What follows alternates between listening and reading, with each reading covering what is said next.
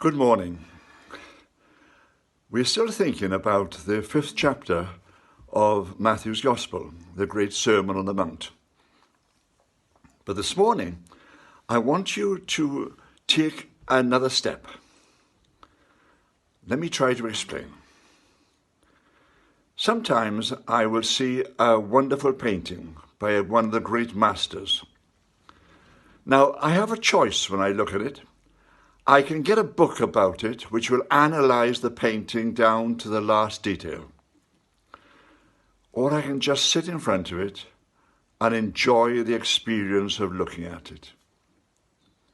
You know, if I do the latter, every time I sit there, I see something different. I experience something different. I seem to enter into what the artist was trying to say at a deeper level. It goes the same with a piece of music, a piece of opera music. Yes, I can get books on it, I can analyze it, I can take it apart, I can try to find out every single note and where it fits.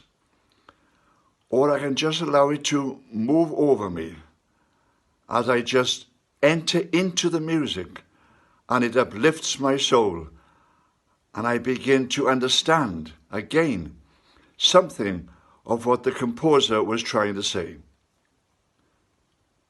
The same thing goes for Shakespeare.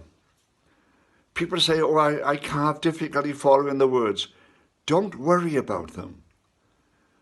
I've sat in the Swan Theatre in Stratford, and I've just watched what is going on, and suddenly the words, the individual words, don't seem to matter so much.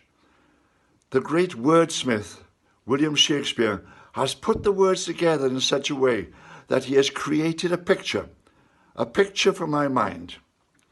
And I just rest in that picture and enjoy the experience of being there in that situation.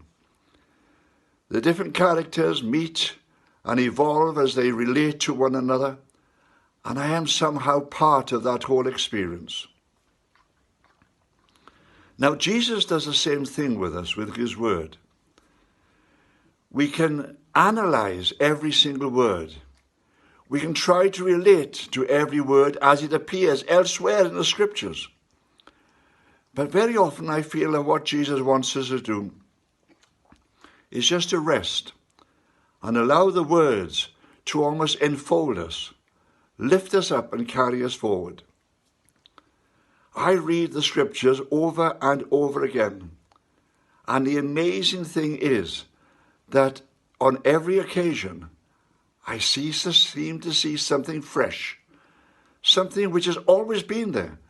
But on this occasion, it becomes fresh for me. And I can see more of what Jesus is saying or what God is wanting from the world. We can over-analyze both the music or Shakespeare or paintings until the end we've taken them so far apart that they lose all meaning. It's like having a human body, if you like. You can take it apart and take it into all these different bits and pieces. But in the end, all you've got is bone and flesh and muscle. You no longer have a human being. You only have bits and pieces of what was once a human being. Jesus wants to paint pictures for us, word pictures. He wants to show us what God is like. He wants to show us what life is all about. He wants to show us what our relationships with one another are all about. And when you come to something like this Sermon on the Mount, yes, you can analyze each part. Blessed are the poor in spirit, blessed are the merciful. You are the salt of the earth. You are the light of the world. We can take all of these pictures. And yet if we just stop for a moment and allow them to just flow over us, not analyzing, not taking them apart, but allowing Jesus to paint this picture which will carry us forward. And suddenly, you'll begin to see things. You know, you will never, ever fulfill all the instructions received in this Sermon on the Mount. One of the wonderful things about it, it shows us how much we fail. It shows us how weak we are in what we are trying to do. But at the same time, it shows us that God knows all about us and wants to bless us.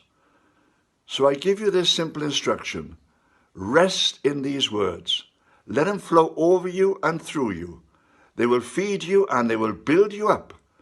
And every time you do it, you will see more and understand more about who God is and what he wants from you in your life. Amen.